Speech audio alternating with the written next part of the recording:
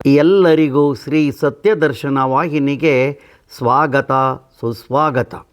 ಎಲ್ಲರಿಗೂ 2026ನೇ ವರ್ಷದ ಆರ್ಥಿಕ ಶುಭಾಶಯಗಳು.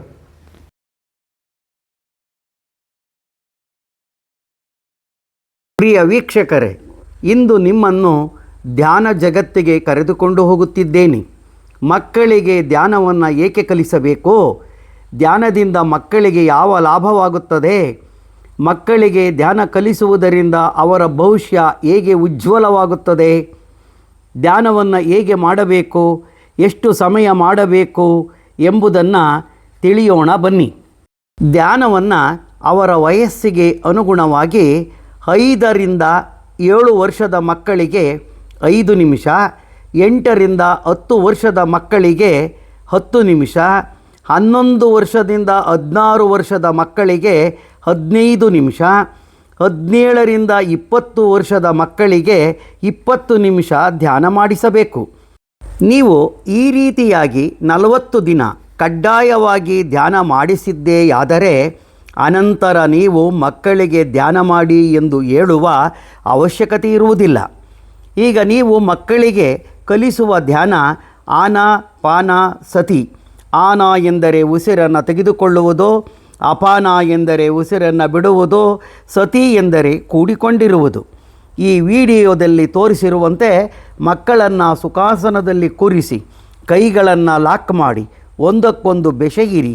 ನಿಧಾನವಾಗಿ ಕಣ್ಣು ಮುಚ್ಚಿ ಬಾಯಿ ಮುಚ್ಚಿ ಮೌನವಾಗಿರಿ. ಉಸಿರಾಟವನ್ನೇ ಗಮನಿಸುತ್ತಾ ಕುಳಿತುಕೊಳ್ಳಿ. ಈ ಧ್ಯಾನವನ್ನು ಮಾಡುವುದರಿಂದ ಆಗುವ ಅನುಕೂಲಗಳನ್ನು ತಿಳಿಯೋಣ ಬನ್ನಿ. ಈಗಾಗಲೇ ಕೆಲವು ಮಕ್ಕಳಿಗೆ ಪ್ರಾಯೋಗಿಕವಾಗಿ ಧ್ಯಾನ ಕಲಿಸಿ ಯಶಸ್ವಿಯಾಗಿ ಈ ವಿಡಿಯೋವನ್ನು ನಿಮ್ಮ ಮುಂದೆ ಸಾದರಪಡಿಸುತ್ತಿದ್ದೇನೆ. ಈ ವಿಡಿಯೋ ಪೂರ ನೋಡಿ ದಯವಿಟ್ಟು ಇದರ ಫಲವನ್ನು ಪಡೆದುಕೊಳ್ಳಿ. ನಿಮ್ಮ ಅನಿಸಿಕೆ ಅಭಿಪ್ರಾಯಗಳನ್ನು ತಿಳಿಸಿ. ಇಂದು ಗುಬ್ಬಿ ತಾಲ್ಲೂಕು ಕಡಬದಲ್ಲಿರುವ ಕರ್ನಾಟಕ ಪಬ್ಲಿಕ್ ಶಾಲೆಯ ಮಾಧ್ಯಮಿಕ ಶಾಲೆಯನ್ನು ಆಯ್ಕೆ ಮಾಡಿಕೊಂಡು ಧ್ಯಾನವನ್ನು ಕಲಿಸುತ್ತಿದ್ದೇನೆ. ಧ್ಯಾನದಿಂದ ಮಕ್ಕಳಿಗೆ ಏನೆಲ್ಲ ಆಗುತ್ತದೆ ಎಂಬುದನ್ನು ಹೇಳುತ್ತಾ ಹೋಗುತ್ತೇನೆ, ಗಮನಿಸುತ್ತೀರಿ. ಧ್ಯಾನದಿಂದ ಏಕಾಗ್ರತೆ ಬರುತ್ತದೆ, ನೆನಪಿನ ಶಕ್ತಿ ಹೆಚ್ಚುತ್ತದೆ. ಧ್ಯಾನದಿಂದ ಬುದ್ಧಿಶಕ್ತಿಯು ಬೆಳೆಯುತ್ತದೆ. ಧ್ಯಾನದಿಂದ ಕೀಳರಿಮೆಯು ಹೋಗುತ್ತದೆ, ಕಲಿಕೆಯಲ್ಲಿ ಆಸಕ್ತಿ ಮೂಡುತ್ತದೆ, ಉತ್ತಮ ಕಲಿಕೆಯಾಗುತ್ತದೆ. ಧ್ಯಾನದಿಂದ ಖಿನ್ನತೆ ದೂರಾಗುತ್ತದೆ. ಧ್ಯಾನದಿಂದ ಬೇರೆ ಮಕ್ಕಳ ಜೊತೆ ಕೂಡಿ ಬೆಳೆಯುವಿಕೆ ವೃದ್ಧಿಯಾಗುತ್ತದೆ. ಧ್ಯಾನದಿಂದ ಆತ್ಮಬಲ ಹೆಚ್ಚುತ್ತದೆ, ಶಾರೀರಿಕ ದೃಢತೆ ಬರುತ್ತದೆ. ಧ್ಯಾನದಿಂದ ಮಕ್ಕಳು ಲವಲವಿಕೆಯಿಂದ ಇರುತ್ತಾರೆ, ಯಾವಾಗಲೂ ಆನಂದವಾಗಿರುತ್ತಾರೆ. ಧ್ಯಾನದಿಂದ ದಡ್ಡತನ ದೂರಾಗಿ ಬುದ್ಧಿಶಕ್ತಿ ಬೆಳವಣಿಗೆಯಾಗುತ್ತದೆ. ಧ್ಯಾನದಿಂದ ಕಲಿಕೆಯಲ್ಲಿ ಶ್ರದ್ಧೆ, ಆತ್ಮವಿಶ್ವಾಸ ಮೂಡುತ್ತದೆ.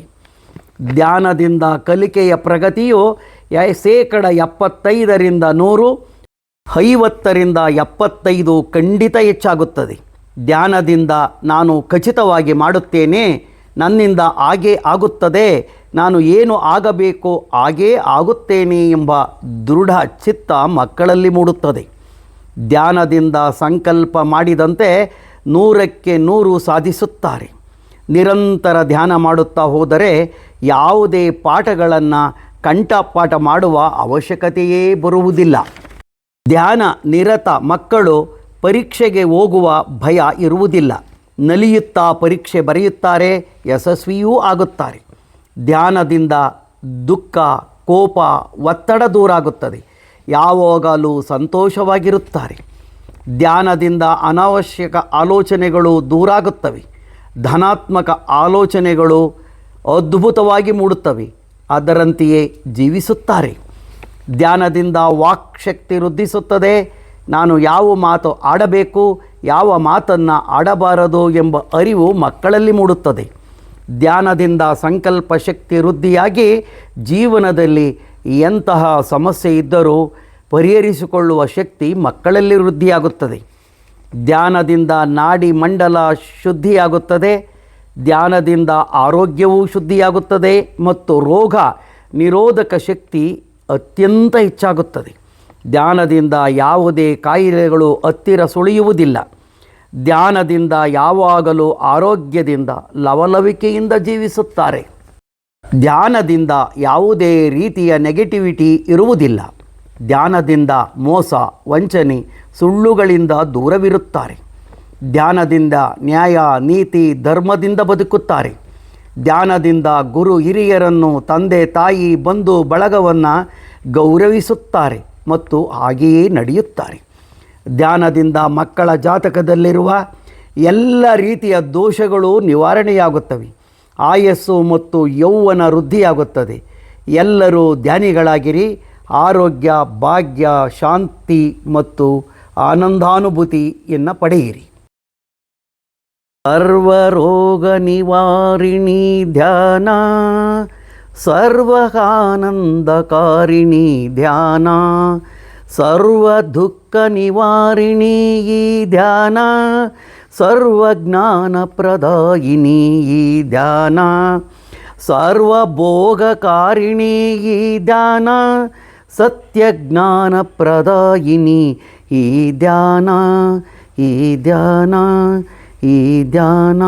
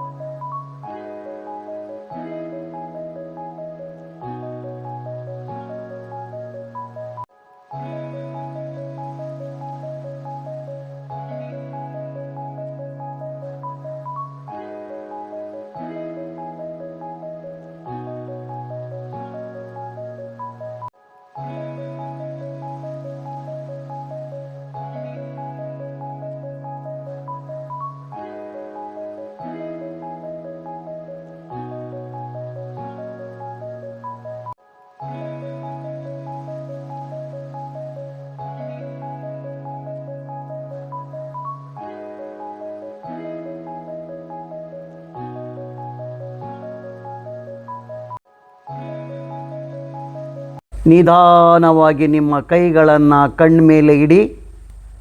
ಕೈಗಳನ್ನು, ಕಣ್ಣುಗಳನ್ನು ಉಜ್ಜಬೇಡಿ. ನಿಧಾನವಾಗಿ ಕಣ್ಣುಗಳ ಮೇಲೆ ಇಟ್ಟುಕೊಳ್ಳಿ. 5 ಸೆಕೆಂಡುಗಳ ಕಾಲ ಹಾಗೇ ಕುಳಿತುಕೊಳ್ಳಿ. 5, 4, 3, 2, 1, 0. ನಿಧಾನವಾಗಿ ಕೈಗಳನ್ನು ತೆಗೆಯಿರಿ.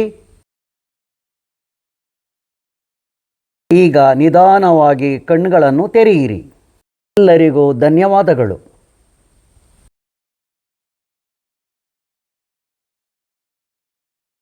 ನೀವಿನ್ನು ನಮ್ಮ ವಾಹಿನಿಗೆ ಚಂದಾದಾರರಾಗಿಲ್ಲದಿದ್ದರೆ ಚಂದಾದಾರರಾಗಿ. ಧನ್ಯವಾದಗಳು.